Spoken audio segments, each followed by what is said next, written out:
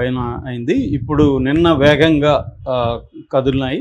Already మనం 24 అవర్స్లోనే చాలా స్విఫ్ట్గా వేగంగా మన మోడీ ప్రభుత్వం కదిలింది. పాకిస్తాన్కి యాంటీగా అనేక చర్యలు తీసుకునింది. అందులో అతిపెద్దది సింధు నదికి సంబంధించిన వాటర్ ట్రెటీని బ్రేక్ చేసి సింధు నదీ జలాలు మొత్తం 6 నదుల జలాల్ని ఆపడానికి సిద్ధం కావడం. అది ఇమ్మీడియట్గా జరగదు, కానీ కొంతవరకు అయితే నష్టం అయితే చేయొచ్చు.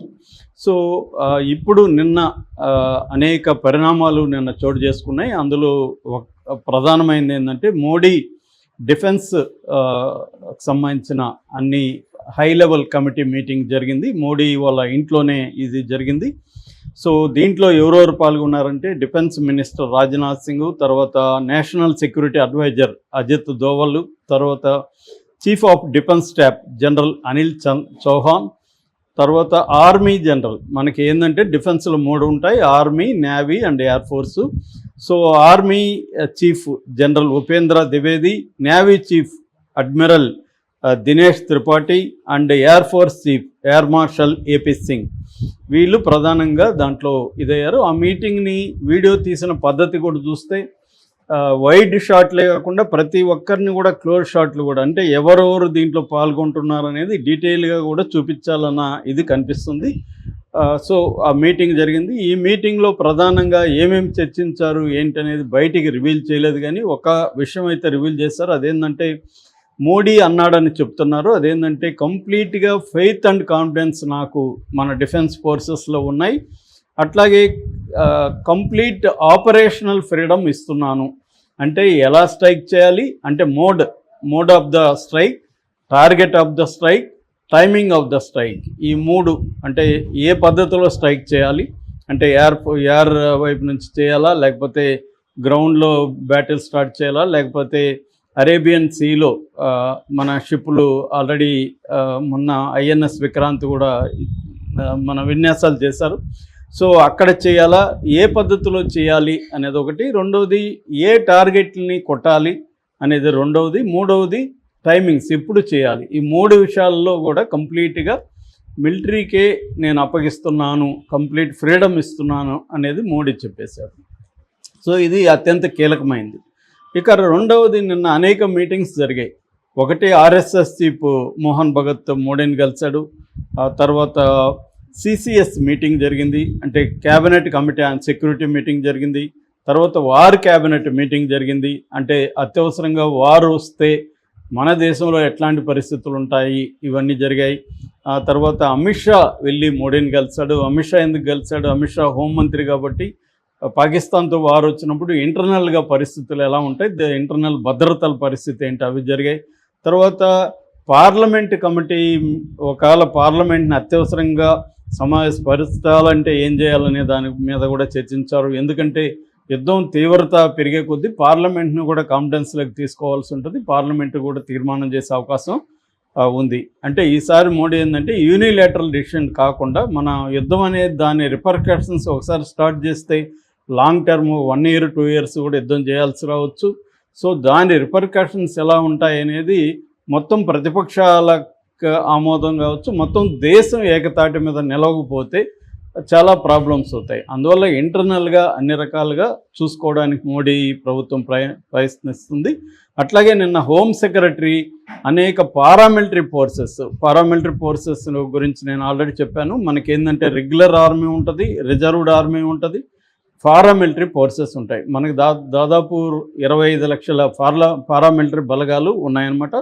ఇందులో బిఎస్ఎఫ్ బార్డర్ సెక్యూరిటీ ఫోర్సు, తర్వాత Assam rifles, NSG national security guards, తర్వాత CRPF central reserve police force, CISF central industrial security force, వీటన్ని హెడ్లతో నిన్న హోమ్ సెక్రటరీ సమావేశమయ్యాడు. సో ఇలాగా అంటే మనకు అర్థమయ్యేది ఏమంటే ఈ ప్రిపరేషన్ అంతా చూస్తే ఖచ్చితంగా 24 గంటల నుంచి 36 గంటల లోపు అటాక్ అయితే జరిగే అవకాశం ఉంది. అందుకనే పాకిస్తాన్ మంత్రి కూడా రెవెన్యూ మంత్రి అతాపూర్ తరార్ అనే ఒక ఇన్ఫర్మేషన్ మంత్రి, పాకిస్తాన్ ఇన్ఫర్మేషన్ శాఖ మంత్రి అనౌన్స్ చేశాడు. అదేంటంటే ఇండియా 24 గంటల నుంచి 36 గంటల లోపల మన దేశం మీదకి అటాక్ చేయబోతుంది, మనందరూ రెడీగా ఉండాలని అక్కడ కూడా చేశారు. సో ఇండియాలో కూడా టైమింగ్ అనేది మనకి క్లియర్గా తెలియదు కానీ బయటికి రాలేదు కానీ 36 గంటల లోపలే లేదా 48 గంటల లోపలే మన ఆర్మీ అటాక్ చేసే అవకాశాలు క్లియర్గా కనిపిస్తున్నాయి. సో అందుకనే ఈ ప్రిపరేషన్ అంతా జరుగుతుంది. ఇప్పుడున్న ఇదేంటంటే అందరికీ యుద్ధం అనేది ఖచ్చితంగా చేస్తారు, అటాక్స్ అనేది చేస్తారు. అయితే ఎట్లా చేస్తారు అన్నప్పుడు గతంలో ఎట్లా చేశారు? 2016లో ఉరి అటాక్స్ కానీ, 2019లో అక్కడ బాలాకోట మీద పుల్వామా దాడి, వాళ్ళు వచ్చి పుల్వామా మీద దాడి చేసి మన సిఆర్పిఎఫ్ జవాన్లని 40 మందిని చంపినాక మనోళ్ళు 12 రోజుల తర్వాత బాలాకోట్ మీద సర్జికల్ స్ట్రైక్ చేశారు. చాలామందికి సర్జికల్ స్ట్రైక్ అంటే ఏందో తెలియదు. సర్జికల్ స్ట్రైక్ అంటే ఏంటంటే టార్గెటెడ్గా ఎవరిని కొట్టాలో వాళ్ళనే కొట్టడం. అంటే ఒక సామెత ఉంది, మనం శత్రువును కొడితే శత్రువుకే దెబ్బ తగలాలి, ప్రజలకి దెబ్బ తగలకూడదు. మనల్ని శత్రువు కొడితే మనకి దెబ్బ తగలకూడదు, ప్రజలకి తగలాలి అన్న ఒక యుద్ధ సామెత ఉంటుంది. అలాగా మనం పాకిస్తాను ప్రజల మీద మనకేం కోపం లేదు. ప్రజలు మన ప్రజలైనా వాళ్ళ ప్రజలైనా ఒకటే.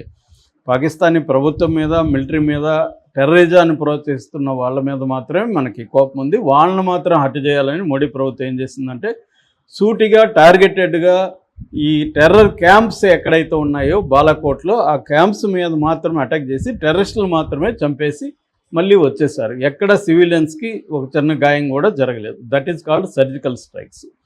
సో ఇప్పుడు కూడా అలాగే జరుగుతాయా? కానీ అలా జరగవు ఇప్పుడు అని చెప్పడానికి మనకి మోడీ ఉపన్యాసం చాలు. మోడీ ఏమన్నాడు?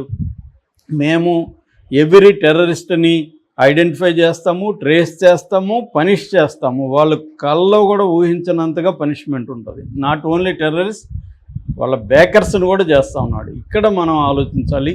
ఇప్పుడు టెర్రరిస్టులు కాదు, అసలు టెర్రరిస్టులు అనేవాళ్ళు పాకిస్తాన్ ఆర్మీ చెప్పినట్టు వినేవాళ్ళు తప్ప అసలు టెర్రరిస్ట్ ఎవరంటే పాకిస్తాన్ ఆర్మీనే అనేది ఇండియన్ గవర్నమెంట్ కావచ్చు, లేకపోతే ప్రజల అభిప్రాయం కూడా ఏంటంటే ఇవాళ మీడియా మొత్తం కూడా అభిప్రాయం ఏంటంటే పాకిస్తాన్లో టెర్రరిజం అనేది మిలిటరీనే చేస్తుంది.